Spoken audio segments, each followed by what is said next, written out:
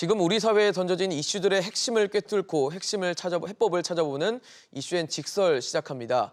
6.17 부동산 대책 발표 이후 부동산 민심이 들끓고 있습니다. 여기에 놀란 정부와 여당이 서둘러 추가 대책 예고에 나섰는데요. 집값과 함께 성남 민심도 함께 잡아야 하는 두 가지 숙제를 풀 수 있을지 지켜봐야 할 것 같습니다. 오늘도 샵 3698 100원의 유료 문자로 시청자 여러분의 소중한 의견 기다리고 있습니다. 또 함께해 주실 세 분의 전문가 소개하도록 하겠습니다. 한양대학교 공공정책대학원 김재필 교수, 한국건설산업연구원 두성규 선임연구위원, 창조도시경제연구소 이재문 소장 나오셨습니다. 어서 오십시오. 안녕하세요. 안녕하세요. 네. 6.17 부동산 대책이 발표되고 나서 지난주 2일이죠. 문재인 대통령이 취임 이후 처음으로 부동산 대책과 관련해서 이 국토교통부의 김현미 장관의 긴급 보고를 받았습니다. 그러면서 몇 가지 메시지를 내놨어요. 시장의 어떤 변화와 또 최근 대책에 대한 효과에 대해서 내놨는데 지금 뭐 나오는 것처럼 다른 사안으로는 뭐 국무총리라든지 환경부 장관을 부른 적은 있는데 이 국토부 장관을 불렀다는 건 그만큼 뭐 최근 상황이 심상치 않다라고 문재인 대통령이 느낀 것 같습니다. 그래서 뭐 몇 가지 메시지를 던졌는데 뭐 생애 최초 이제 주택 구입하는 사람들의 부담을 좀 줄이고 다주택자들의 과세를 좀 강화해주는 방안, 그리고 공급 확대, 또 6.17 부동산 대책의 보완 이런 부분을 언급은 했는데. 글쎄요, 도 박사님 보시기에는 어떠세요? 시장에서는 이 부분을 어떻게 좀 인식을 할까요? 네, 지금 보니까 모 방송국에서 뭐 오늘 아침에 어떤 설문조사를 이제 발표를 하는데요. 예. 국민들이 후속 조치가 나오더라도 뭐 하반기에 혹은 뭐 앞으로의 부동산 시장에서 주택 가격에 대해서는 기대를 하기 힘들다. 주택 가격이 계속 상승할 것이다라는 쪽의 무게를 절반 이상이 이제 들고 있는 것 같습니다. 자, 전체적으로 이번에 이제 6.17 대책과요, 지금 후속 대책에 대해서 많은 논란이 있긴 한데요. 예. 일단 기본적으로 많은 국민들에게 실망감을 안겨준 것은 틀림없는 것 같습니다. 즉, 주택 정책 혹은 부동산 정책이 결국은 국민들에게 어떤 믿음을 주지 못하고 굉장히 실망감을 안겨준 상황이고요. 또 시중에서 하는 말 중에 정부가 그동안 집값은 못 잡고 내 집 마련 꿈은 완전 다 잡아버렸다. 뭐 그런 얘기까지 나오고 있습니다. 그래서 그런 가운데 이제 대통령께서 사실은 어떻게 보면은 그 국토부 장관을 직접 청와대로 불러서 이제 어떤 지시 내지는 사실은 많은 현황들에 대해서 보고를 받으신 네. 것 같은데요. 그 부분까지는 좋았는데요. 제가 볼 때 참 안타까운 게 사실은 지금 여당에서 여당 대표 되시는 분이 여러 가지 그 방송 등을 통해서 국민들에게 사과하는 내용의 발표를 했습니다. 그렇게 했는데 지금 정작 이 주택 정책, 부동산 정책의 책임을 지고 있는 지금 김현미 장관은 여러 가지 어떤 국회에서도 그렇고 굉장히 국민들의 어떤 정서와는 동떨어지는 어떤 여러 가지 답변이나 여러 가지 정부에 대한 입장들을 이야기하면서 지금 이번에 대통령한테까지 가서 보고를 하고 후속에 대한 조치에 대한 언급을 받으면서까지도 결과적으로는 보면은 지금까지 정책에 대한 반성이라든지 국민들에게 대해서 미안하다는 그 말 한마디는 아직까지 없었던 것 같습니다. 그래서 결국은 국민들은 생각할 때 이번 6.17 대책까지뿐만 아니라 향후의 대책들이 뭐가 나온다 하든지 간에 결과적으로는 이 정부에서는 부동산 정책에 대해서 기대할 것이 없다고 지금 생각하는 그런 어떤 심리적인 요소들이 상당히 지금 확산되어 가고 있다. 이렇게 말씀드릴 수 있을 것 같습니다. 이 소장님 어떠세요? 사실 국민들의 뭐 상당수가 이 정부의 부동산 정책에 대한 기대감이 상당히 좀 떨어진 지금 상황이 아닌가. 뭐 20번이 넘게 대책이 나왔는데도 뭐 여러 가지 풍선 효과라든지 부작용들이 나타난 것에 대한 좀 실망감을 보여주지 않나. 그래서 이번 문재인 대통령의 발언, 메시지가 시장에서는 좀 어떻게 인식이 될지도 참 잘 모르겠습니다. 이 상황이 되면. 저는 이제 한편 좀 이렇게 생각을 해봤는데요. 뭐 정책이 모든 것을 담을 수는 없기 때문에 그 정책에서 소외가 되거나 기존에 충분히 혜택을 받을 수 있었는데 이번 이제 규제책으로 인해서 내가 대출을 규제를 받는다든지 어떤 자산의 어떤 처분 행위에 이제 제약을 받을 수 있기 때문에 그런 부분들은 당연히 뭐 불만 사유로 좀 나올 수 있겠죠. 근데 이제 6.17 대책의 이제 가장 큰 문제는 뭐냐면 확 던져놓고 그다음에 이제 이렇게 투망식으로 하나씩 걸러내겠다라는 그런 의도가 있었던 거 아닌가라는 생각을 했었고요. 단지 이제 본질적인 핵심은 이제 법인 투자를 규제하고 그다음에 이제 갭 투자를 통해서 다주택자가 되는 거를 이제 막겠다라는 어떤 정책적 효과는 저는 아직 발효가 안 됐다라고 보여지기 때문에 앞으로 정책적 효과는 좀 있을 것으로 보여지고요. 6.17 대책 이후에 이제 뭐 김현미 국토부 장관을 경질해야 된다서부터 이제 온갖 비난들이 있었잖아요. 그렇죠. 아마 그런 그 비난들을 좀 잠재우고 그다음에 이제 문재인 정부에 있어서의 어떤 부동산 정책은 지금과 같은 기조를 지속하겠다라는 어떤 의지를 표현한 것이 이제 그 김현미 장관을 청와대에 불러서 네. 현재 좀 문제가 되고 있는 어떤 사안들을 이제 지시를 했고 아마 국토부에서는 이에 따르는 보완책을 마련할 거라고 보고 있습니다. 김 교수님 어떠세요? 지금 문재인 대통령 메시지가 좀 시장에 통할까요? 그래서 지금 이번에 그 문재인 대통령께서 그 국토부 장관의 긴급 보고를 그 받은 것은 그만큼 현재 지금 우리나라에 처해 있는 부동산 가격 상승으로 인한 부작용이 매우 심각한 상황이라고 판단을 하셨겠죠. 그래서 6.17 부동산 대책 발표 이후에 가장 불안한 그 전세 시장입니다. 네. 그리고 또한 그 서울 접근성이 좋은 비규제 지역의 풍선 효과로 인해서 가격이 급등했다. 뭐 하루 만에 이런 발표들이 나와서 부동산 시장이 혼란스럽고 불안한 이 부동산 시장에 대해서 대통령께서 판단하셔서 그 내용을 지시를 하셨습니다. 방금 우리 그 아나운서께서 말씀하셨지만은 대통령 지시사항을 보면은 4가지로 크게 요약을 할 수가 있습니다. 첫째는 실수요자나 청년, 그다음에 신혼부부 그 생애 최초 주택 구입자에 대해서는 세금을 완화해주고, 그다음에 전세나 월세를 살고 있는 서민들에 대해서는 많은 부담을 줄여주겠다. 물론 좋은 제도죠. 둘째는 주택을 많이 가지고 있는 그 사람들에게 대해서 종합부동산세 강화로 인해서 예. 투기성 다주택자는 더 강력한 그 과세로 규제를 시키고, 네. 세 번째는 3기 신도시를 통해서 신속한 특별 공급 물량을 확대하겠다는 그 내용입니다. 그다음에 네 번째는 보완책이 필요하면은 언제든지 추가 대책을 만들라고 지시를 하셨는데요. 예. 이게 벌써 지금 21번째입니다. 자, 그렇지만 지금 우리 그 소장님께서 말씀하셨지만은 정책은 당장 효과가 나타나는 건 아니지만 김현미 그 장관의 그 부동산 정책이 현재 작동하고 있다고 말씀을 하셨는데 그런 내용들을 우리 국민들이 좀 수용하기는 어렵고요. 그다음에 앞으로 이런 문재인 대통령의 강력한 지시가 부동산 시장에 어느 정도의 그 소강적인 영향을 받을 것이라고 저는 생각하고 있습니다. 네.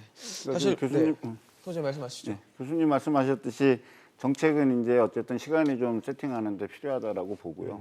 아직까지 이제 정책 현재까지 이렇게 진행된 상황에서 6.17 대책이 실질적으로 시장에 영향을 미쳤는지 안 미쳤는지에 대해서는 주택 거래량과 그다음 실거래 가격을 기준으로 우리가 봐야 되는데 6월 17일 이후에 주택 거래 신고를 30일 이내에 할 수 있기 때문에 6월 17일 이후에 어떤 주택 거래라든지 가격 상황 이런 것들은 7월 중순이 넘어야 나타날 수 있기 때문에 지금 그것이 맞다 그르다라고 판단하는 건 너무 성급한 것이 아닌가 저는 그렇게 생각합니다. 저도 거기에 동의하고 있습니다. 그렇죠. 아무래도 뭐 정책이 또 시장에 영향을 주는 데까지는 분명히 시간이 걸릴 건데 또 걱정이 되는 거는 그럼 시간이 지나고 나서 정책이 효과가 좀 발현되는 시점에 과연 그 효과가 나타날 것인가를 근데 지금 아까 뭐 두 분께서 말씀하신 것처럼 국민들은 그거에 대해서 신뢰를 못 하는 것 같아요. 그렇죠.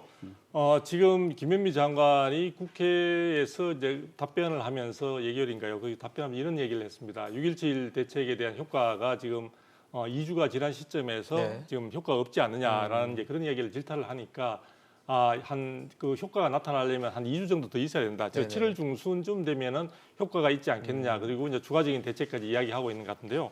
저는 일단 기본적으로 이번에 대통령과 김현미 장관 그러니까 오히려 여당에서도 정말 문제가 있다. 지금 상황이 지금 심각한 상황이다. 그리고 그동안의 대책이 20번이 넘는 대책이 나왔는데도 불구하고 효과를 우리가 체감할 수 있는 부분에서는 뚜렷한 게 없지 않냐라 이야기가 나오고 있는데 그 부분에 대해서 이번에 대통령을 한데 이제 보고를 하면서 이야기했던 것들을 보게 되면요. 저는 굉장히 동떨어진 느낌을 갖습니다. 무슨 얘기냐면 그 모양은 비슷하게 이야기를 합니다. 이번에 이제 보면은 다주택자 등 투기성 주택에 대해서 보유자 부담을 강화하라. 그런데 그 부분과 관련해서 지금 종부세를 강화하는 부분들을 지금 추진하고 있죠. 예. 근데 사실은 많은 분들이 이제 이렇게 지금 이번 정부에서 문재인 정부에서 종부세를 강화하는 부분과 관련해서 이거는 집을 많이 가진 사람 부자들에 대해서 세금을 매기는 거니까 이런 부분들에서 강화하는 것은 더욱더 압박을 강해야 되겠구나 하는 것에 대해서 그냥 긍정적으로 생각을 하시는 것 같아요. 그런데 본래 종부세가 노무현 정부 때 나올 때 왜 나왔냐 하면요. 시중에 이런 부분들에 대해서 결국은 다주택자들이나 이런 쪽에서 주택을 많이 가지고 있는데 부담을 줌으로써 시중에 매물이 많이 나올 수 있도록 그 전체적으로 시장에 있어서 공급 물량, 그러니까 신규 물량 외에 재고 물량들이 많이 나올 수 있도록 해서 시장을 안정시키기 위한 방안으로 나온 겁니다. 그런데 지금은 어떠냐면요, 종부세가 이번에 어떤 그 발표에서도 나왔다시피 징벌적인 성격의 고가의 주택을 가지고 있거나 다주택자들은 굉장히 주택에 대해서 그 가진 것에 대해서 어떤 징벌적으로 세금 부담을 많이 가져라, 이런 식으로 지금 내용들을 이용하고 있는 거기 때문에 제도 본래의 도입 취지와는 분명히 다른 모습을 보여주고 있고요. 그다음에 예. 주택 공급 물량, 그동안 너무나 시장에서 많은 이야기들이 나오다 보니까 공급 부족에 대한 이야기들을 이번에 반영한 것은 참 그나마 다행이다 싶은데요. 그와 관련해서도 보시면은 굉장히 뜬금없는 이야기가 나오고 있습니다. 그러니까 청약 시장이 너무 과열되니까 생애 최초, 그다음에 신혼부부, 그러면은 그 물량은 한정되어 있는 상황에서 그분들한테 혜택을 주게 되면은 기존에 오랫동안 또 청약 통장을 가지고 계신 분들은 또 우리는 뭐가 되느냐? 상대적으로 피해를 볼 수 있는 그렇죠. 상황이 벌어지죠. 같은 동일한 파일을 놔두고 나눠먹기를 방법만 바꾸는 밖에 되지 않거든요. 그러면 또 누군가는 결국은 불만을 손해의 가지기 피해자가 때문에 생길 수 있고요. 전체적인 공급을 확대할 수 있는 방안을 이야기해야 되는데 이번에 내용이 뭐가 있습니까? 물론 이번에 또 새로 후속 조치로서 여러 가지 나올 수 있는 것에 대해서 언급도 나오고 있습니다. 뭐 사기 신도시 이야기도 나오고 네. 그다음에 그린벨트 부분에 대한 이야기도 나오고 한데 결과적으로 보면 기존에 우리가 도심지 내 공급에 대한 방법론으로 많이 제기했던 재건축이나 재개발에 대해서는 더욱더 강화하는 모습과 그다음에 보유세 강화뿐만 아니라 양도세도 이번에 관련되는 부분들을 단기 보유나 이런 부분들이긴 하지만 굉장히 강화하겠다 하니까 네. 도대체 저는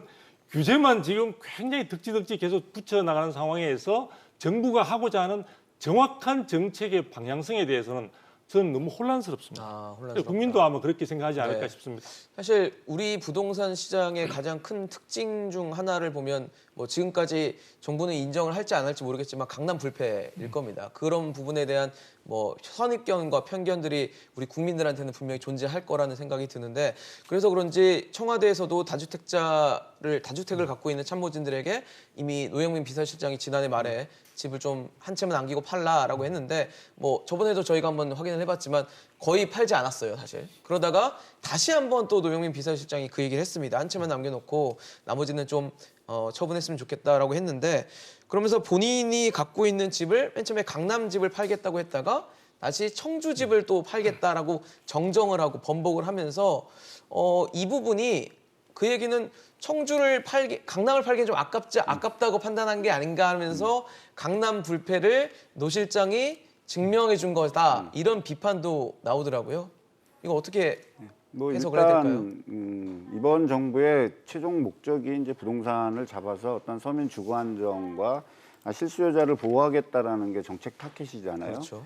그렇게 된다 그랬을 때는 고위공직자로 되시려고 하는 분들은 사전에 사실 좀 집을 정리하는 어떤 그런 부분이 있는데 이제 그런 부분의 어떤 도덕적 해이는 당연히 좀 비난을 받아야 될 거라고 저는 생각을 합니다. 예. 근데 이제 우리가 조세법에서 이제 우리가 따져줄 때에는 일시적인 이가구가 있지 않습니까? 네. 어떤 그 상속을 받아서 어떤 그렇죠. 원인이 아주 됐고. 잠깐이지만. 네, 그러면 그런 부분이라도 채울 수 있는 부분들이 있으면 뭉뚱그려서 모두 다주택자이기 때문에 비난을 한다라는 게 보다는 예. 그분들이 진짜 어떤 의도가 있었는지에 대해서 후속 취재를 해서 그런 부분도 좀 밝혀줄 어떤 필요가 좀 있을 거라고 저는 좀 보여지고요. 그다음에 이제 종부세는 아까 우리 도 박사님이 징벌적 과세라고 얘기했는데 저는 그 종부세에 대해서는 징벌적 과세라고 받아들이지 않고요. 보유세가 가지고 있는 어떤 부의 어떤 균형을 이루고 그다음에 거기에 따른 누진제적인 어떤 세금을 부과해서 어떤 조세의 형평성을 통해서 어떤 부익부 빈익빈의 어떤 양극화를 가는 거를 막고자 하는 어떤 제도적인 취지가 있다라고 보여지고 한 가지만 더 말씀드린다 그러면 이제 정책은 효과가 아까도 제가 말씀드렸지만 후에 나타난다고 네. 얘기했지 않습니까? 노무현 정부 때 부동산 정책이 17번 발표를 했습니다. 17번 발표됐는데 17번 동안 부동산을 못 잡았죠. 그래서 엄청나게 비난도 받고 그렇게 해서 이명박 정권으로 넘어가고 박근혜 정부까지 넘어왔는데 네. 박근혜 정부까지 부동산 정책이 30번이 발표됐습니다. 30번 발표된 부동산 정책 중에 2016년 11.3 대책만 규제 강화책이었고 조정 대상 지역에 들어왔고 나머지는 다 규제 완화책이었는데 부동산 가격이 실제로 2015년 이후에 올라갔지 않습니까? 예. 그 다음에 이제 지금 다시 이제 문재인 정부에서 21번의 이제 정책이 네. 발표가 되고 22번의 정책이 오는 예고가 걸로 되는 봐서는 정책은 상황이죠. 계속 후행하기 때문에 그 부분에 대한 어떤 이해가 좀 우리 시청자분들께서도 좀 선행이 좀 돼야 될 거라고 저는 생각을 합니다. 아니, 제가 잠깐 그러면 더 기다려야 된다는 얘기인데요. 지금 많은 젊은 세대, 2030 세대나 이런 쪽에서는 기다릴 여유가 지금 없는 상황이거든요. 당장에 있어서 전세 시장까지 굉장히 압박이 많이 들어온 상황에서 지금 이 정부의 대책이 그러면 예를 들어 다음 정부 때 나타난다고 한다면은 그건 너무나 책임에 대한 아니 다음 정부에 대해서 나타난다라는 얘기가 아니고요. 전세 가격이 올라가고 아니면 매매 가격이 올라가는 건 뭐 지금 나왔고 지금 6.17 대책 때문에 전세 가격이 올라간 게 아니고 전세 가격은 이미 그 이전에 52주 동안 지속적으로 상승해 있었거든요. 그리고 아까도 말씀드렸지만 이 6.17 대책이 어느 정도 실질적인 가격이 이게 조정이 됐냐라고 보는 거는 한 달 이후 정도에 나와야 되기 때문에 지금 호가 위주로 돼 있는 시장을 지금 현재 어떤 시세가 형성된 걸로 판단하고서 얘기하기에는 좀 시기상조라는 그런 의미로 그러니까 말씀드립니다. 지금 제가 볼 때는 이제 전세 시장을 말씀을 하시는데 전세 시장이 결국은 이번에 6.17 대책 이후에 지금 53주째, 54주째 올라가고 계속 상승세가 있는데 보이고 있죠. 지금 그 상승의 속도나 폭 자체가 더 커질 가능성들이 있는 거죠. 6.17 대책의 어떤 여러 부작용 등으로. 예, 예. 그래서 그런 부분으로 좀 일단 시장 상황을 다시 한번 살펴보도록 네. 하고요.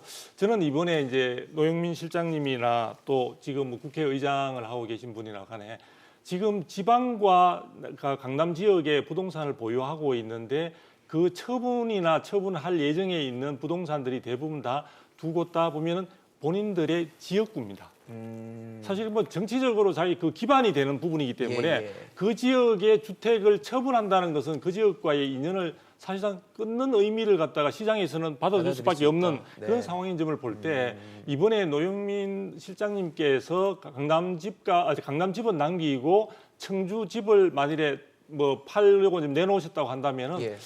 그분이 지금 사실 아직 확정된 건 아니죠. 앞으로 남은 거지만 그분은 아마도 향후에 해당되는 지역의 도지사 등 선거 출마 예정인 그런 가능성이 굉장히 큰 것으로 알려지고 있습니다. 그렇다면은 정치적인 어떤 그러한 선택보다도 집값 향후의 상승 가능성에 대해서 더욱더 자신의 삶에 대해서 비중을 많이 둔다는 이야기가 되니까 그걸 보면서 국민들이나 부동산 시장에서는 과연 그것을 어떻게 이해를 해야 될까 하는 부분에 저는 의문이. 그리고 지금 여당에서 이번에 지금 대표께서 사실은 조금 국민들한테 죄송하다라는 말, 저는 그나마 그 형식적이라 하더라도 그 부분에 대해서는 상당히 다행스럽다 생각을 하는데요. 지금 그 민주당의 약 그 4분의 1, 즉 170석으로 친다면 한 40석이 1가구 1주택 서약을 선거 전에 지금 다 했지 않습니까? 네.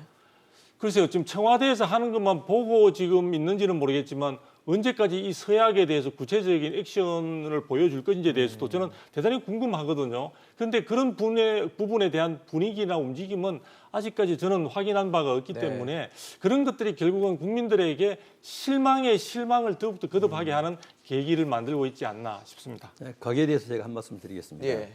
자, 양도소득세 그 혜택이라든지 이런 제도들은 그 6월 30일까지 다주택자들이 주택을 팔게 하면은 그 감면해주는 이런 제도가 있었습니다. 네. 그래서 그 혜택을 보기 위해서 물론 그 기간까지 주택 거래량이 늘었습니다. 그건 부인할 수 없는 사실이고요. 그다음에 그 종부세 말씀하셨는데 우리나라의 그 보유세 가세가 OECD 국가 중에서 대표적인 그 나라들을 본다면은 영국, 프랑스 3%대입니다. 미국은 2%대이고 우리 가까운 일본만 보더라도 2%대 육박하고 있습니다. 근데 우리나라는 0.98%거든요. 그래서 우리나라의 이 종부세 이런 굉장히 낮은 편으로서 강화하는 것이 저는 합당하다고 생각을 하고요. 그다음에 이 정책이라는 것은 단기적 효과도 물론 중요하지만은 단기적 효과보다는 앞으로의 그 장기적인 안목을 가지고 정책을 발표하는 것이고 또 이 정책이라는 것은 오늘 발표했다고 해서 당장 효과가 나타나는 것은 그건 정책이 아니라고 생각을 합니다. 바로 그런 것이 징별적 정책인데요. 예. 분명히 지금 앞으로 정책이 발표하면 이 정책은 한 6개월 정도 지난 이후에 그걸 보고 발표를 하고 판단을 하는 것이 옳지만은 지금 이것을 성급하게 판단하는 것은 옳지 않다고 생각합니다. 그런데 이제 최근에 이제는 그 노영민 그 비서실장에 대해서는 조금 그 굉장히 문제가 있었죠. 그러니까 물론 그 청와대 발표자들의 실수라고 할 수 있겠지만은 실수라고 우리가 인정하기에는 너무나 그 어처구니 없는 그런 현상들이 생겼는데요. 노영민 실장 역시 정책적인 그런 안목이라든지 그 공직자로서의 모범보다는 내가 거주하고 있는 이 서울 지역에 실리를 택했다고 이렇게 좀 좋게 평가를 저는 하고 싶고요. 네. 바로 이제 아까도 보니까는 그 우리 두승규 박사님께서 말씀하셨듯이 그 우리나라의 그 사회 지도층 인사들이 타 지역에 특히 국회의원들이 약 한 58분 정도가 강남에 주택을 가지고 있다 그래요. 그러니까 이런 내용들이 바로 강남 불패의 시그널이 될 수도 있다. 그래서 이 문제를 우리가 어떻게 해결해야 할 것인지 이게 우리 그 국민성이라고도 이렇게 해야 될까요? 네. 하여튼 그런 좀 아이러니한 문제가 발생하고 있습니다. 네, 지금 뭐 계속 논란이 되는 6.17 대책 이후에도 뭐 부동산 시장이 굉장히 뜨겁게 논란으로 달아오르고 있는 상황인데 그래서 그런지 이제 추가 대책은 아마 세제 강화가 되지 않을까라는 얘기가 나옵니다. 그래서 앞서 언급을 해주셨던 뭐 종합부동산세율을 높인다든지 아니면 양도세를 인상한다든지 또 그 정권 초기에 했던 임대사업자에 대한 세제 혜택을 좀 줄이는 방향으로 가지 않을까라는 얘기들이 나오는데요. 지금 속보로 지금 나오고 있는 내용입니다. 김태년 원내대표의 발언인데 단주택자 또 법인의 종부세 강화하겠다라는 식으로 해서 어쨌든 단주택자들 잡고 투기 세력으로 뭐 타겟을 하고 있는 법인 세력도 좀 잡아보겠다라는 식으로 지금 정부의 움직임이 계속 이동해 가고 있는 추세입니다. 근데 뭐 가장 중요한 건 그러면은 과연 종부세 강화, 뭐 양도세 인상해서 투기 세력 잡을 수 있을까? 이것에 대한 대답을 정부가 직접 보여줄 수 있는가일 것 같아요. 그러니까 새로 이제 추가되는 만약에 대책이 현실화가 된다라면 일단 좀 제안을 하나 좀 하고 싶은 게 예. 지금 현재 우리는 어쨌든 뭐 일시적 2주택이 됐든 뭐가 됐든 무주택자 우리가 실제로 지금 사용하고 있는 실수요자와 1주택자가 일시적으로 2주택이 됐든 1주택자 이상의 어떤 구분이 애매모호하거든요. 그리고 사실은 조정 대상 지역이나 투기 지역이나 아니면 저기 투기 과열 지구에서 항상 논란이 정부 정책이 발표됐을 때 논란이 되는 이유는 뭐냐면 네. 그러니까 무주택자가 청약을 통해서 주택을 마련하는 그 부분에까지 대출이 10% 감소가 되는 어떤 상황이 있어서 늘 무주택자를 보호하지 않는다, 실수요자를 보호하지 않는다는 부분이 비판이 있죠. 나오니까 예. 이번 정책에서는 무주택자하고 1주택자 이상 그다음에 이제 이런 것들을 좀 더 명확하게 선을 그어서 실제로 실수요자들이 무주택자일 경우에는 대출이라든지 이런 것이 규제 지역으로 된다 하더라도 어떤 제한 없이 지원을 해줄 수 있는 어떤 그런 부분들만 들어가준다 하더라도 예. 이거 내가 집을 마련하고자 하는 실수요자들 입장에서는 상당히 혼선을 줄일 수 있지 않을까 이렇게 생각을 해봅니다.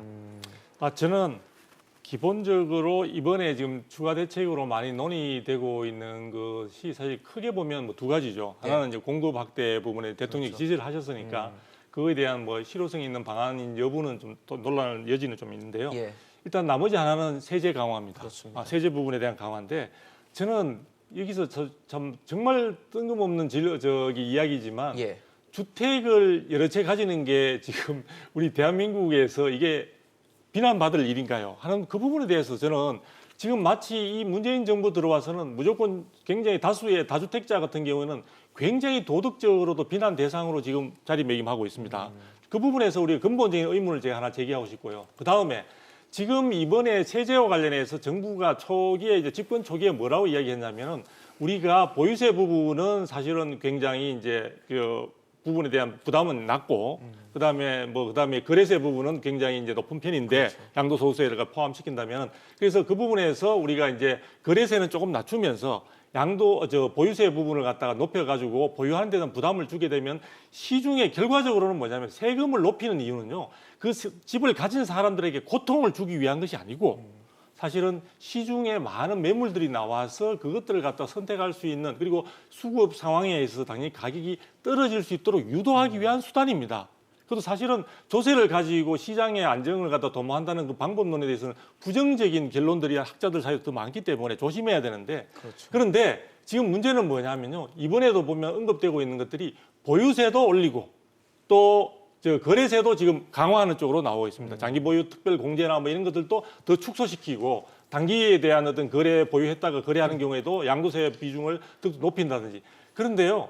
지금 아까 우리 보유 부분에 대해서 이제 아까 말씀을 하셨는데 사실은 그 부분에 대한 아까 통계 저치는 2015년, 16년도의 통계입니다. 사실은 지금 그 뒤에 우리가 지금 기본적으로 현실가율도 많이 올랐고 또 공시가격도 지금 굉장히 많이 오른 상태에서 현재 우리의 그 재산세라는 그 개념의 기준으로 본다면요. 실질적으로 우리의 보유 부담이 OECD에서 결코 낮지 않습니다. 거래세 같은 경우는 거의 우리가 뭐 탑에 해당될 정도로 많고요. 사실 보유세 부분도 지금 비중이 굉장히 높은 편입니다. 2018년도에 재산세 기준으로 할 때 우리의 보유 비중이 전체 OECD 회원국 가운데 4위로 기록이 돼 있습니다. 그래서 지금 문재인 정부 출범 시에 했던 그 통계 부분을 제대로 좀 언급을 좀 다시 한번 살펴봐야 되고요. 물론 국토부에서 최근에 국토연구원을 시켜가지고 다주택자의 부동산 또 과세 평균을 0.16이라고 해서 OECD 평균의 절반밖에 안 된다고 이야기하는데요. 이 부분도 다시 한번 잘 분석을 해봐야 되는 부분이 있습니다. OECD의 조세에 대한 시스템도 다르고 체계도 다르기 때문에 그래서 어쨌든 제가 드리고 싶은 결론은 뭐냐면요. 공급뿐만 아니라 세제 부분도 결과적으로는 시중에 매물이 많이 나와서 전체적인 거래를 활성화시키기 위한 방안이 아니라 주택을 가진 사람들에 대해서 고통을 가중시키기 위한 징벌적인 요소 이외에는 저는 정책의 효과를 기대할 수 없는 상황으로 지금 가고 있는 것 같아가지고 그런 점에서 이번에 후속 대책이 어떤 것이 나온다 하더라도 효과에 기대를 하기는 대단히 힘들지 않을까. 그렇게 된다면 지금의 시중의 불안감들은 더욱더 가중될 것으로 생각이 됩니다. 자, 제가 짧게 한번 얘기해 보겠습니다. 자, 지금 그 정부 여당에서 발표하고 있는 그 종부세 강화, 물론 단기적인 효과는 있지만은 세금 감안을 가지고 주택 가격을 안정화시키기에는 그 미흡하다고 판단을 합니다. 자, 지금 보면은 우리나라가 OECD 국가 중에서 종부세가 결코 약하지 않다고 그러는데요. 제가 최근 그 자료를 보면은 그 GDP 국내 총 생산량 보면 우리나라가 0.87%인데요. 캐나다가 3.13%, 영국이 3.9, 일본이 1.89, OECD 평균 그 1.1%보다 우리는 0.89로서 현저히 낮습니다. 그래서 이런 상황을 감안한다면은 보유세는 높이고 그다음에 유통가세는 내리자는 게 아니라 재조정이 필요한 시점입니다. 그런데 계속 우리가 높였다 낮췄다. 그래서 국민들이 느끼기는 정부에 대한 정책에 대한 일관성이 없기 때문에 내몽탕 정책이다. 자, 버티면은 깎아줄 것이다. 이런 그 의식이 팽배해 있기 때문에 정부에서는 쉽게 유통가세를 조금 그 조정은 필요하지만은 낮추기는 저는 어려울 것이라고 저는 생각하고 있습니다. 세제 부분과 관련해서 제가 지금 오늘 이 정확한 큰 자료로 제가 만들어 오지는 못했는데요. 여기에 지금 보면은 텍스 온 프로퍼티라고 되어 있습니다. OECD에 들어가게 되면 자료를 확인할 수가 있는데요.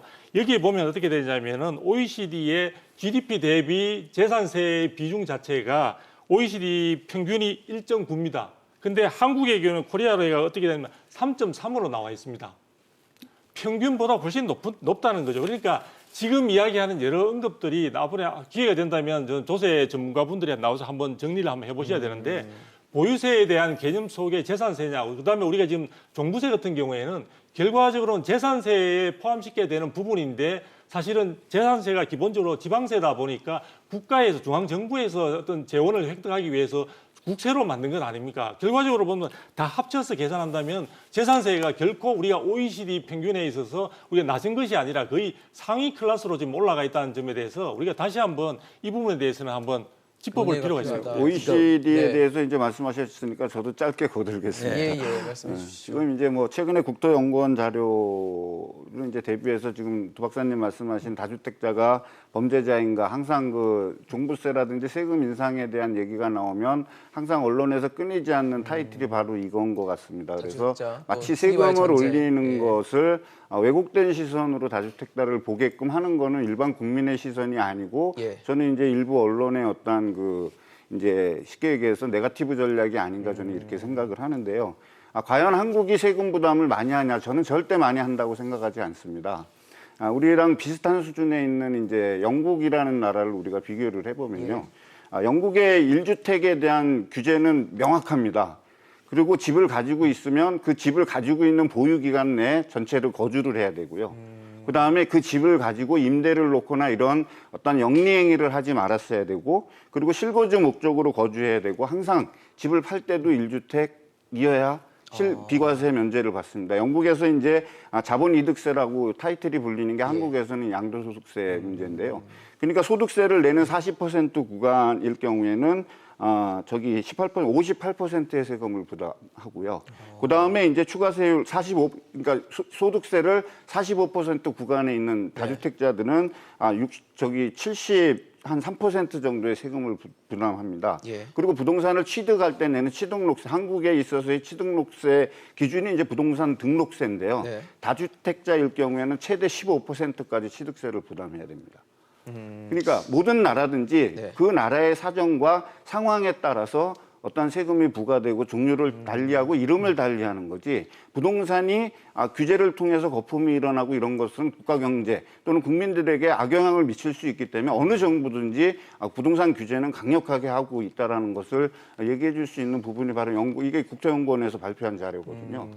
사실 그 조세 제도는 굉장히 예민한 부분이기 그렇죠. 때문에 정부도 쉽게 만지기 좀 예. 어려워하고 이걸 만질 때까지 굉장히 심도 있는 논의를 많이 하는 것으로 지금 알려져 있긴 한데 국민들이 느끼는 이 세제, 그러니까 세를 강화한다는 것에 대한 저항감은 상당히 좀 심한 것 같습니다. 특히 최근에 코로나19 때문에 뭐 감세, 그러니까 세금이 많이 줄어들 것으로 예상되는 세수가 많이 줄어들 것으로 예상되는 상황이기 때문에 정부의 증세 정책에 대해서는 국민 여러분들의 비판적인 시선이 많은데요. 저희가 몇 가지 좀 소개를 해드릴게요. 9090님은 정책이 집값 잡기보다는 증세가 목적입니다. 그러니까 세수가 감소하는 상황에서 이런 정책적인 방향 전환을 통해서 세금을 늘리는 것이다라는 의도가 있다는 얘기를 해주셨고요. 0003님은 세금으로 부동산 가격이 잡힐까요? 라고 조세제도에 대한 어떤 부동산 정책을 잡기에는 좀 역부족일 것이다라는 비판적인 의견도 좀 주셨고요. 0053는 뭐 계속 세금을 더 거둘 거다, 부동산 핑계를 대는 거다라는 얘기를 해주시고 또 6166님은 제발 자유시장에 맡겨주세요. 규제는 이제 그만이라고 의견을 주셨습니다. 그리고 또 7115님은 공급 확대를 위해서는 거래세를 낮추는 게 좋을 듯합니다라고 해서 역시 세금이라는 게 참 국민들에게 예민한 부분이기 때문에 굉장히 많은 의견 주고 계신데요. 저희 이슈앤 직설 진행되는 동안 여러분들의 의견 계속 받고 있습니다. 시청자 여러분 의견 주시면 저희가 토론에 반영하도록 하겠습니다. 사실 뭐 세제 문제도 있고요. 지금 또 정부가 얘기하는 게 그 주택 청약 제도, 주택 청약이 최근에 서민들의 어떻게 보면 유일한 집 뭐 마련 방안으로 떠오르고 있는데 그래도 여전히 아까 저번에도 우리가 지적을 했지만 뭐 경쟁률 자체가 100대 1이라는 어마무시한 지금 경쟁률을 기록하기 때문에 서민들은 뭐 엄두도 못 낸다 이런 얘기가 나와요. 그래서 이번에도 특별공급제도의 개편을 정부가 좀 준비를 하고 있다는 소식들이 계속 전해져 오고 있는데 글쎄요. 이렇게 되면 무주택, 그러니까 집이 없는 20, 30대들의 내 집 마련 기회가 과연 확대될 수 있을까? 그래야 될 텐데 라는 생각은 들거든요. 예, 그 무주택 2030 세대의 그 내 집 마련 기회는 77만 채를 포함한 3기 신도시의 조기 착공과 그다음에 서울 그 용산이라든지 이런 유후부지 토지를 활용함으로써 종상향이라는 그런 제도 개선을 통해서 앞으로 그 역세권역의 공급을 물론 확대한다면은 네. 그리고 그 민영 아파트에 대해서도 특별 공급들을 늘린다면은 네. 그 무주택 2030 세대의 내 집 마련 당첨 기회는 물론 앞으로 확대될 수 있습니다. 그래서 지금 그리고 또 청약 제도 개선에 대해서는 예전에 한 번 주택을 청약받던 사람들은 당첨 금지를 시켰는데 그렇죠. 그것도 또 완화를 시켰거든요. 그래서 그런 부분에 대해서는 조금 청약 제도 개편에 대한 제도적 이런 개편이 필요하지 않나라고 조심스럽게 제가 한번 건의를 해봅니다. 네. 사실 뭐 아까 조성주 박사님께서는 청약제도를 특별공급 쪽을 강화하면 네. 그 나머지 선의 피해자가 생길 수 있다라는 그렇죠. 얘기를 해주시긴 했는데 선의 피해자를 일단은 좀 차치해두고 네. 이 특별공급제도를 만약 개편을 하게 된다. 그래서 그렇게 되면은 20, 30대들의 무주택 서민들의 저는- 집 마련이 좀 강화될까요? 저는 그 부분에서 사실은 회의적이세요? 예, 거의 뭐 밑에 돌 빼가지고 위에 돌 아, 뭐 아랫돌 그 빼서 꼴인데요. 못들기다. 그렇죠. 그런 식이라고 볼 수 있는데요. 자, 생각을 해보십시오. 이번에 언급된 부분이 이제 생애 최초, 그 다음에 이제 신혼부부 그렇죠. 이 부분을 더 강화하는 거거든요. 자, 그러면은 대부분 생애 최초나 우리가 저 신혼부부들 가운데 많은 분들을 20, 30대로 생각을 하시는 분들이 있을 것 같은데요. 그렇지 않습니다. 지금 예를 들어 신혼부부 같은 경우에도 아마 결혼 후에 7년까지를 갖다가 신혼부부 신혼부부로 인정해주죠. 인정해주고 이렇게 예. 하다 보면은 신혼부부로서 충분히 주택을 구입할 수 있는 기본적으로 대출길이 막힌 상태에서 어느 정도 특별 공급을 받더라도 그것을 갖다가 분양가를 충분히 지불할 수 있는 사람들은 30대 후반이나 40대로 넘어가야 되는 상황이고요. 생애 최초의 경우에도 말은 생애 최초니까 사회 초년생들을 마치 끌어들이는 겨냥한 것처럼 것처럼. 보이지만 실제적으로 생애 최초 같은 경우는요. 그동안 이 청약 시장을 별로 신경 쓰지 않고 살아왔던 분들 중에 현재 무주택 상태에 있는 상당히 나이 많은 분들의 점수가 높은 그런 부분들의 거의 동무대를 만들어줄 가능성이 있다. 그래서 사실은 제가 제일 안타까운 건 뭐냐면요. 파일을 크게 만들어줘야 됩니다. 파일을 해주지 않고 예를 들어 지금 특별 공급 안에서 그렇게 해서 배분을 다르게 하게 되면은 다른 어떤 그 특별 공급을 받고자 하는 분들이 피해를 입게 되는 거고요. 그 다음에 이 특별 공급을 전체적으로 일반 분양분까지 합쳐서 이 비중을 높이게 되면 일반 분양을 기다렸던 분들은 현재도 지금 100대 1인데 그렇죠. 실제로 그러면 그 경쟁률이 더 높아질 것 아닙니까? 그죠? 그러니까 전체적인 물량을 확대시키지 않고 사실 이런 부분에 대한 위치만 바꾸는 식의 이러한 방법은 조변석계다. 이런 그밖에 되지 않는다 이거죠. 그래서 저는 이 부분이 말 그대로 지금 성난 민심을 다스리기 위한 그 응급책으로 지금 저는 미봉책으로 내놓은 것에 불과하지 않느냐 이런 생각이 들고요. 결과적으로 공급 확대를 위한 저는 파격적인 방안이 없어서는 곤란하다. 그래서 제가 파격적인 방안을 이야기하기 전에 저는 생각을 하나 하고 싶은 게요. 많은 분들은 야 그렇게 자꾸 이야기하면서 그럼 공급 방안이 있느냐? 검토할 수 있는 부분이 있습니다. 그런데 그 검토를 위해서는 전제 조건들이 뭐냐면 과연 중앙정부나 지방정부가 재건축 재개발 규제를 풀 수 있겠느냐. 도심 공급을 해서. 쉽지 않죠. 이 정부는 아마 절대로 안 된다고 할 겁니다. 두 번째, 그러면은 그린벨트를 풀 수 있느냐. 이 서울시에서 아주 난감하다고 과거에도 입장을 밝히기 때문에 그린벨트도 못 푼다. 그러면 용적률이나 그다음에 청구나 이런 청수나 이런 부분들을 과감하게 그럼 해제할 수 있느냐. 그것도 지금 서울에서 아마 못 한다고 할 겁니다. 그러면은 이런 기존의 신규 공급이 아닌 지금 기존에 있는 주택들이 시중에 많이 나올 수 있도록 충분히 거래 활성화를 할 수 있는 쪽으로 해서 기존 주택의 재고를 갖다가 충분히 시장에 내놓도록 규제를 완화할 수 있느냐? 그건 못하죠. 지금 그 세제나 이런 부분들은 거꾸로 지금 가고 있는 상황이니까. 그렇다면은 공공 물량을 지금 확대하는 쪽에 집중되어 있는 정부의 이번에 어떤 대책, 그러니까 뭐 재개발 같은 경우에도 공공 주도형으로 한다. 이런 부분을 통해서 지금 또 기존에 나와 있는 3기 신도시나 이런 쪽의 물량으로서 지금 체감할 수 있는 공급의 시장에 있어서의 어떤 만족도에 가까우도록 하려면요. 한양 세월입니다. 네, 그러니까 결국은 청약제도 개편을 위해서는 공급제도 공급 확대와 같이 병행이 되지 않으면 전혀 효과가 없을 것이다라는 지적을 해주셨는데요. 이 소장님 어떤 이제 의견이세요? 공급 확대라는 건 이제 미래를 향한 시그널을 주는 거죠. 우리가 이렇게 집을 많이 공급하니까 니들 지금 청약하지 말고 조금만 이 기다려봐. 집을 기다려라. 네. 근데 현실 시장은 그렇지 않거든요. 맞아요. 현실 시장은 그렇지 않기 때문에 청약이 현재로서는 이제 무주택자들 입장에서는 주택을 마련해야 되고, 그다음에 경제적으로 상대적으로 빈약한 2030 세대라든지 이 2030 세대들의 어떤 주거 안정을 위해서는 그들을 보호해줘야 되는 어떤 사회적인 한목적성이 있습니다.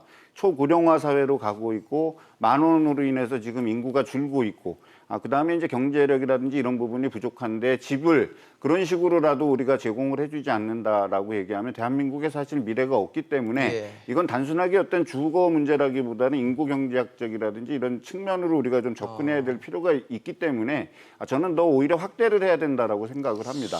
네. 그렇게 돼야만이 주거 안정을 통해서 많은 부분이 경제가 소비가 살아날 수도 있고 환원이 될 수도 있지 않습니까? 독일 같은 경우에는 임차인이 집을 비워주지 않는 한 임대인은 임차인을 쫓아낼 수 없지 않습니까? 그리고 임대료 인상률도 상당히 통제를 받고 그래도 집주인이 내보내고 싶으면 법원의 판결을 받아야만이 내보낼 수 있거든요. 결국에 뭐냐면 임차인을 보호한다라는 거는 장치들이 집값이 많네요. 올라가지 않는데 나는 소득이 올라가지 않지 않습니까? 그럼 그 소득 범위 내에서 내가 안정된 주거를 갖는다라는 건 소비 생활을 할 수도 있고 이런 또 아이를 낳을 수도 있고 하는 이런 것들이 우리 국가의 미래이기 때문에 특별 공급을 특히 이제 2030을 확대해야 되는 이런 거는 좀 전 당연한 지적이라고 보고요. 그다음에 이제 30대가 조금 이제 제가 좀 불안하게 느끼는 게 네. 최근에 주택담보대출 가계대출을 통해서 한 100조 원 이상이 지금 대출이 30대에 이루어졌지 않습니까? 이런 것들이 있는데 주택 가격의 상승이 완화되거나 둔화된다라고 얘기했을 때는 가계의 건전성이 되게 악화될 수 있기 때문에 그렇죠. 대책을 만든다 그러면 이런 대책도 우리가 병행을 해줘야 되는 것이 최근에 풍선 효과로 인해서 많은 30대들이 임발부가 돼 있다라면 정부도 이 부분에 대한 책임을 느껴서 그리고 통감하고 그 부분에 대한 탈출로도 좀 열어줘야 될 거라고 생각합니다.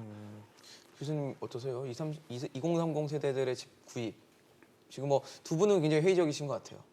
저는 우리나라의 앞으로의 미래를 책임질 2030 세대들의 특별 공급 확대는 저는 당연히 이루어져야 된다고 생각을 하고 있습니다. 지금 보면은 분양 시장의 청약 경쟁이 100대 1이다 뭐 이런 저도 뉴스를 저는 알고는 있습니다. 네. 하지만은 그 분양 시장에 신청했던 사람들이 과연 무주택자들이었던가, 과거에 그 주택을 분양받아서 매각을 해서 양도 차익을 노리고 다시 주택을 거주하면서 또 청약 시장에 분양 신청하지 않는가, 이런 선별적 내용으로 인해서 정말 생애 최초의 신혼부부, 그다음에 청년, 이런 무주택 생애 최초의 분양자들에게는 특별 공급 확대가 된다는 것이 저는 당연하다고 생각을 하고 있습니다. 사실 시청자 여러분들도 이 지금 정부의 특별 공급에 뭐 포함이 될지 말지를 굉장히 궁금해하시는 분들 많으신지 의견도 많이 주고 계십니다. 0197님은 20, 30대가 몇 억이 어디 있어서 집을 살 수 있게 해주나요? 대학원을 졸업하면 30이 넘는데라고 해서 실효성이 좀 없을 것이다라는 의견 주셨고요. 123님은 2030은 분양받고 싶어도 월급은 적고 분양가는 비싸고 납부할 세금은 많고 대출은 많고 어쩌란 건지라고 굉장히 한탄스러운 문자를 좀 보내주셨고요.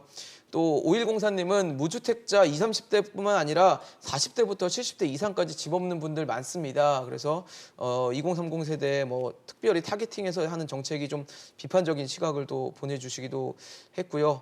또 1033님은 무주택자 신혼부부만 특별 조치가 아닌 40대 싱글들도 굉장히 어려운 시대입니다. 무주택자 혜택 기회가 필요합니다. 그러니까 사실 뭐 누구나 하나 어렵지 않은 분들이 굉장히 없다라는 생각이 들 정도로 문자들이 오고 계세요. 그래서 시청자 여러분들이 굉장히 이번 정부의 정책에 대해서 굉장히 실망스러운 시각으로 보고 있다라는 부분이 좀 느껴지는데요. 사실 지금 맞벌이 3인 기준으로 봤을 때 생애 최초 이 특별 공급 자체가 기준이 있습니다. 맞벌이 3인 기준으로 봤을 때는 월 555만 원의 소득이고 신혼부부 특별 공급 같은 경우는 월 722만 원의 소득을 기준을 갖고 있는데 이 이하여야지 이제 신청이 가능한 건데 그러다 보니까 이게 소득 기준만 있고 재산 기준이 없어요. 맞습니다. 그러다 보니까 뭐 부모님한테 재산 물려받아서 지금 소득은 별로 낮지만 그렇게 해서 삶을 영위하시는 분들 일명 뭐 금수저라고 지금 비판을 받고 있는 분들의 무직한 부부 이분들이 더 유리한 거 아니냐. 그래서 자산 기준을 도입해야 된다라는 목소리도 있더라고요. 저는 그걸 하는 데 있어서는 자산 기준 도입은 반드시 필요하다고 저는 생각을 합니다.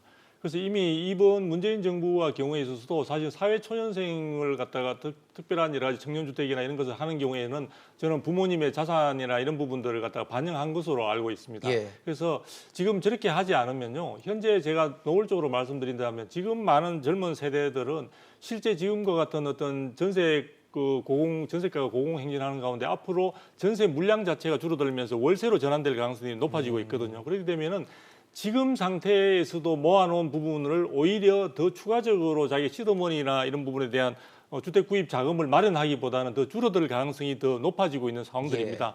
그런 가운데 결과적으로 많은 시간을 기다려야 되는 상황에서 사실은 그런 좀 소득뿐만 아니라 자산 기준에 대한 것들을 넣지 않게 되면은 또다시 자산만 많이 가지고 소득이 낮은 사람들은 아무런 제약 없이 할 수 있게 되고 거기에다가 아까 저 금수저라는 표현을 잠깐 쓰셨는데 저는 제가 최근에 많이 쓰는 말은 제 주변에도 보면 그렇습니다. 결과적으로 현재의 구조하에서 지금 수도권 이상에 있어서 3억짜리가 과거에 우리가 문재인 정부 출범 시기에 3억짜리가 지금 다 5억 이상이 됐습니다. 그러니까 그 한 3년 사이에 2억 이상 올라간 이 부분들을 메울 수 없는 상황이다 보니까 결과적으로는 아빠 찬스, 엄마 찬스를 쓰지 않으면은 지금 사실 젊은 사람이 특출하게 소득을 창출할 수 있는 그러한 직업이나 어떤 재주를 갖고 있지 않으면요, 사실 힘든 상황입니다. 그래서 그나마 지금 상태에서라도 일정한 룰 속에서 공정성이라는 부분들을 갖다 반영하기 위해서는 저 부분에 대한 자산 기준 도입은 반드시 저는 필요하다고 저는 생각을 합니다. 이 소장님 어떠세요? 그 자산 기준 이전에 저는 이제 그 님비 현상이 좀 없어지고 그 님비 현상에 대해서는 좀 강력한 규제를 할 수 있는 방법이 좀 나왔으면 좋겠습니다. 어느 어떤 지역을 의미를 지나가는데 말씀하세요? 임대주택의 보니까 임대주택이에요. 예, 예. 그러니까 임대주택인데 그 인근에 행복주택이 들어오는 반대하는 프랜카드를 붙은 거를 봤거든요. 결국에 뭐냐면 들어오지 말라고 하는 거예요. 정부에서 주택을 빨리 공급하고 싶어도 그런 민원이라든지 이런 게 생기게 되면 상당 기간 지연될 수밖에 그렇죠. 없거든요. 그것도 우리 더불어 사는 사회고 여기에서 우리가 반드시 보듬어야 되는 층들이 2030 청년 세대라고 저희는 보는데 그 청년 사회도 고령층이라든지 자산 있는 사람들하고 어울리면서 이렇게 살 수 있는 소셜 믹스가 될 수 있는 어떤 그런 분위기를 우리가 좀 빨리 정착을 한다라면 네. 청년 주택들을 할 수 있는 공급이 꼭 청약을 통하지 않더라도 가로주택 정비 사업이나 소형주택 정비 사업을 통해서 신속하게 좀 공급하지 있지 않을까 이렇게 생각을 합니다. 교수님 어떤 의견이 있으실까요? 여쭤볼까요? 지금 그 신혼부부 특별 공급 소득 기준에 대해서 말씀하셨는데요. 예, 거기에 자산 기준이 대해서 물론 도입해야 되나요? 그 자산 기준 도입은 필요합니다. 근데 자산 기준 도입이라는 게 현실적으로 좀 어려울 것이라고 좀 생각하고 있거든요. 왜냐하면은 지금 현재는 내가 무주택자였지만은 자산을 물려받지 않았어요. 그리고 또 그 기준에 합당해서 분양을 받았다, 특별 공급을 받았다. 예. 그 이후에 물려받은 그 자산 소득은 어떻게 평가를 해서 반영을 시킬 것인가. 그래서 그런 내용들이 자산 도입 기준 도입은 필요하지만은 현실적으로 많은 문제가 따를 것이다. 네. 자, 여기에 대한 대책은 뭔가 우리는 그것을 파악해야 되지. 정부가 그 고민을 해봐야겠네요. 그렇죠. 만약에 이것을 지금 도입하게 할 되면. 것인가 안 할 것인가 문제이기 전에 어떻게 할 것인가. 그리고 또 우리가 분명히 공급은 필요합니다. 그런데 그 공급을 3기, 4기 신도시도 얘기가 나오고 있는데 예. 수요가 있는 곳에 공급을 방금 말씀하셨듯이 서울 도심권의 낡은 그 지역의 도시 사업이라든지. 재생이라든지 예. 그다음에 재건축, 재개발 조합을 특히 뭐 재건축은 그럴 수 없지만은 재개발 같은 경우에는 관 주도하에 네. 그런 신속한 공급 물량을 늘린다면은 분명히 앞으로의 부동산 시장은 좋아질 수 있습니다. 네, 사실 지금 뭐 4기 신도시, 3기 신도시 얘기를 해주셨는데 3기 신도시가 내년 뭐 말 정도부터는 뭐 사전 청약을 받을 것이다라는 얘기가 나오는 상황에서 지금 4기 신도시까지 얘기가 나옵니다. 그러니까 공급을 그만큼 늘리겠다는 건데 글쎄요, 4기 신도시 뭐 추가 신도시를 정부가 추진할 가능성이 있다고 보십니까? 문재인 대통령이 제시를 한번 하긴 했는데 제가 볼 때는 가능성은 상당히 낮다고 봅니다. 왜냐하면 낮다고 3기 보세요? 신도시로 인해서 여러 가지 사회적 파장이 많이 일었고요. 물론 현재 4기 신도시 가능성 있는 곳으로 뭐 하남이라든지 일부 지역들이 이제 언급되고 있긴 네. 합니다. 뭐 서울 주변에 있어서 수도권에 있어서 지금 약간 공지로 남아 있는 곳들이나 예. 이런 가능성들이 있는 곳들이 타진되고 있긴 한데요. 아마도 그 부분은 3기 신도시에 지금 청사진도 구체화되지 못한 상태에서 그렇죠. 4기 신도시까지 하게 된다면은 그에 따른 혼란과 혼선은 더 많아질 것으로 보여지고요. 그것보다는 아마 기존에 있는 3기 신도시 주변으로 해서 어떤 추가적으로 택지를 확보할 수 있는 곳에다가 공급을 갖다가 좀 더 언급을 하는 그런 부분으로 이야기할 수 있는데요. 저는 참 안타까운 것은 뭐냐면 아까 지금 사실은 주거 사다리를 갖다 걷어찬 부분도 있고 그다음에 미래에 대한 희망을 지금 이번 정부는 충분하게 제공하지 못하고 사실은 많은 부분들을 무너뜨리게 만들었습니다. 그래서 지금 공급과 관련해서 3기 신도시도 사실은 앞으로 사전 청약인데 사전 청약이라는 건요. 사전 청약을 하고 또 나중에 착공까지 들어가기도 기다려가지고 네. 준공까지 하게 되면요.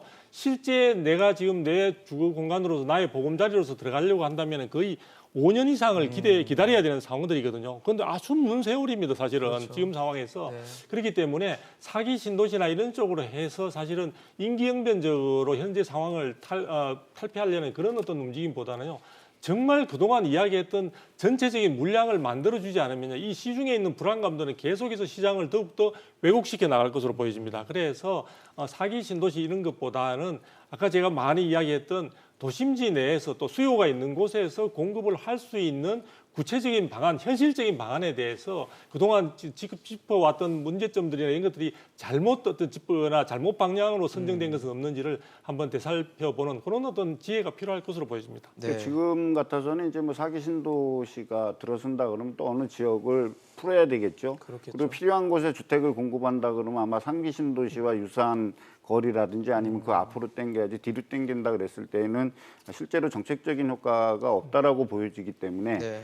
대규모로 들어서기는 좀 어려울 것 같고요. 근데 그동안 이제 문재인 정부에서 부동산 정책에서 이제 발표한 내용 중에 이제 여러 가지가 있는데 그 재개발 지역에서 이제 주택 공급 활성화 지역을 지구 지정을 해서 이제 중상형과 공공주택을 공급하겠다라는 기왕의 발표가 있었고요. 예. 물론 지구 지정이 아직 아직 많이는 안 됐죠. 그다음에 이제 중공업 지역을 규제 해제를 해갖고 종상향을 통해서 이제 주택을 공급하겠다라는 것도 대안이 될 수 있고, 그다음에 유휴부지를 활용하거나, 그다음에 이제 지금 이제 대형 마트들이 지금 철수 중에 많이 있지 않습니까? 모 그룹도 올해 212개 정도의 그 매장을 철수하겠다라고 얘기했는데, 그런 유휴부지를 가로주택 정비 사업에서 한 500세대 규모 정도로 지을 수 있게끔 그런 식으로 서울에 공급한다 그러면 그런 공급할 여지는 좀 충분히 있을 거라고 보여집니다. 네, 사실 정부가 연이어서 부동산 대책을 내놓아도 집값을 못 잡는 이유가 뭘까를 갖고 여러 가지 얘기들이 나오지만, 최근에는 코로나19로 인해서 유동성이 굉장히 많이 풀려 있는 상황에서 시장이 사실 돌고 있는 돈이 많습니다. 그래서 근데 이런 상황에서 계속 규제를 하니까 결국은 유동성을 규제가 이기지 못하는 그런 상황이 벌어지면서 시장을 과열시키고 있다라는 얘기가 나오는데, 또 내년 말까지 왔을 때 3기 신도시도 뭐 택지 개발 또 SOC 공사 때문에 토지 보상금도 풀린다고 하니까 유동성이 앞으로 더 확대될 여지가 있는 상황에서 과연 부동산 시장 과열을 막을 수 있을까라는 우려, 또 전망이 가능한지 잘 모르겠거든요, 지금. 물론 지금 약 한 50조의 유동성 풍부한 자금이 투자처를 찾지 못하고 있는 건 사실입니다. 그래서 이런 그 풍부한 자금이 아직까지도 우리나라가 이렇게 겪었던 그런 우리가 그 학습 효과라고 그러죠. 예. 부동산을 가지고 있었더니 안전자산이더라. 이 심리가 사실 우리는 몸에 배어 있습니다. 그래서 그런 돈들이 부동산 시장으로 들어올 확률은 매우 높습니다. 그리고 아까 우리 그 조성기 박사님도 얘기하셨지만은 다주택 그 자본주의, 민주주의에서 주택을 많이 가지고 있는 사람이 물론 죄인이 될 수는 없습니다. 예. 사유재산이기 때문에. 그렇지만은 우리가 그 나라에 맞는 정책, 실정을 본다면은 우리나라는 물론 부동산의 사유주의지만은 공익의 성격이 강하다는 그런 인식이 좀 들어가야 되고요. 그리고 또 사기 신도시는 분명히 필요합니다. 근데 그 사기 신도시는 그런 풍부한 유동성 자금이 들어올 수 있는 시내로 들어올 거란 말입니다. 그래서 시내에 구도심권, 방금 말씀하셨듯이 가로정비 사업, 그다음에 구도심 회생정책 또는 도시 재생을 통해서 이 사기 신도시를 외곽적이 아닌 서울 중심부의 그런 역세권에 신도시형 사기 신도시를 만든다면은 이 부동산 시장이라든지 풍부한 유동성 자금으로 인해서 부동산 가격이 급등하는 그런 현상에 보완 대책은 될 수 있다고 저는 평가를 하고 있습니다. 저는 예. 그 이번에 6.17 대책을 발표하면서 조금 아쉬웠던 점이요. 사실은 대출 규제에 관한 내용들도 들어가 있고 세제와 관련되는 부분도 들어가 있는데 네네. 그 부분은 사실 보면 국토교통부의 어떤 관장하는 대상의 어떤 업무라기보다는 네네. 기재부 쪽에서 사실 관할해야 그렇죠. 되는 성격이 강하거든요. 그런데 이번에 대책 발표를 공교롭게도 김현미 장관께서 이제 하셨는데, 저는 오히려 기재부에서 같이 좀 참석은 뭐 차관께서 하셨는지 모르겠지만 네네네.